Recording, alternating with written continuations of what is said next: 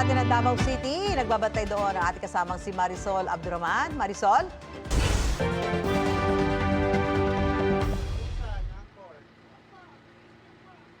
Susan, sa kabila ng napakainit na panahon dito sa Davao, tuloy-tuloy pa rin siyempre ang botohan dito pa rin sa Daniel R. Aguinaldo National High School. Siyempre, kanya-kanyang discarding ating mga kababayan para mapawi itong napakainit na panahon. Kanya-kanya silang dala ng pamaypay, may mga baon na tubig at dahil dito na rin inabot ng paninghalian, meron tayong mga nakita na dito na kumain. Bagamat ng mga marami sa kanila ay mga stocks lamang ang kanilang baon.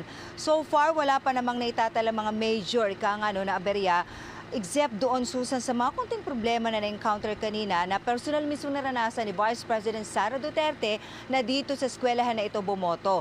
Tulad na lamang nung kanyang sinusundan kanina, it took a while para maka-process ang kanyang balota dahil nga ayaw pa kaagad tanggapin ng ACM kanina, kaya kailangan ulitin ang proseso. Nung sa kanya naman ay naglo-loading daw, so naghahang, kaya kailangan pang antayin bago ulit ma-process ang kanyang balot kanina. But so far, yun pa lamang po ang ating mga na-encounter. Pero gayon pa man, Susan, kahit kinukonsider natin yan ng mga minor na problema lamang, nakakakos pa rin ang aberya. Kasi can you just imagine yung konting minutes lamang na delay, talaga namang maabala pa rin, dahil lalo na, ayan, nakikita nyo, siyempre pila, perwisyo ito at parusa. Somehow, siyempre sa ating mga kababayan, lalo na itong mga nandito lamang sa gilid. Buti na nga lang, Susan, at may mga puno kahit papano may lilim, pero ganun pa man.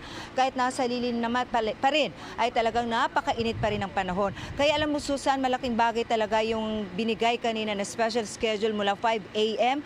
hanggang 7 a.m. ng umaga para doon sa ating mga kababayan na vulnerable, Gaya na lamang na mga senior citizens, mga buntis, at mga PWD ay talagang napakalaking ginhawa sa kanila ang kahit papano ay medyo malamig na panahon at yung hindi ganito nasasabay sa medyo marami-rami na ring tao na pumipila para sa eleksyon. So Susan, antabayanan pa rin natin ang mga kaganapan dito, pero so far sabi nga natin napaka-peaceful, napaka-maayos ng sitwasyon dito, except kanina nang dumating dito si Vice President Sara Duterte, syempre nagkaroon ng kaunting kaguluhan at syempre pinaigting ang security dito, so nag-lockdown dito, pinagbawalan muna lumabas ang lahat.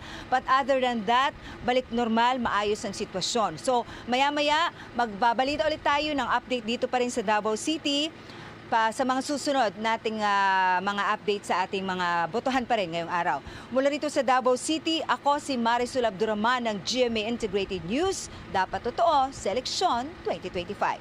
Marisol, ang ganda naman nung sinasabi mo na maayos yung botohan dyan. Nagkaroon ng bahagyang mga aberya kanina. At kitang-kita din naman doon sa background mo na maayos nga.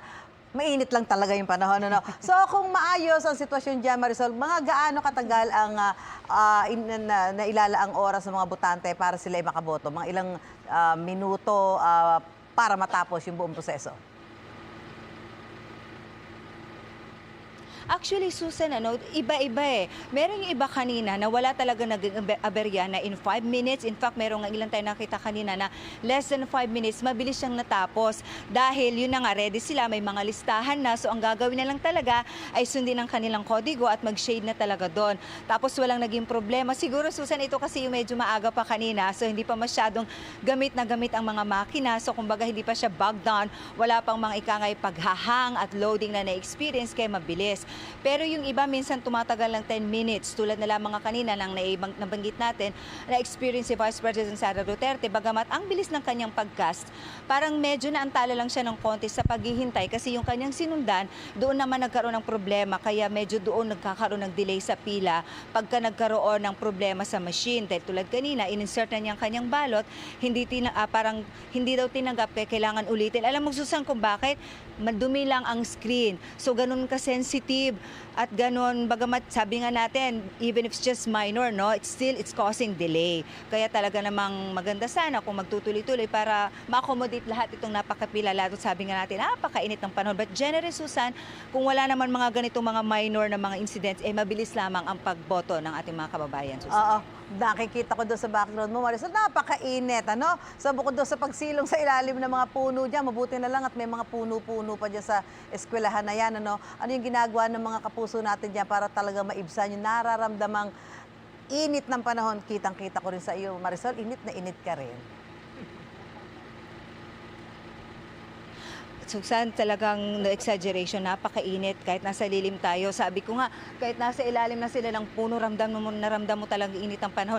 Ang iba, kapos sa mga baon nilang tubig. Meron silang mga baon na ng mga tumbler pero kulang yun kasi talaga namang medyo may pumipila nga sila. So dahil sa sobrang init ng panahon, ang akala nila na yung tigi isang bote lang na baon nila ay enough na pero hindi eh. Kinakapos yan kaya medyo para tayo may Kapuso Foundation dito, marami nakikihingi ng ating tubig. Good thing, meron tayong mga extra na tubig dito dahil talagang, alam mo yun, nakikiusap talaga sila sa atin na humingi ng tubig sa sobrang init ng panahon.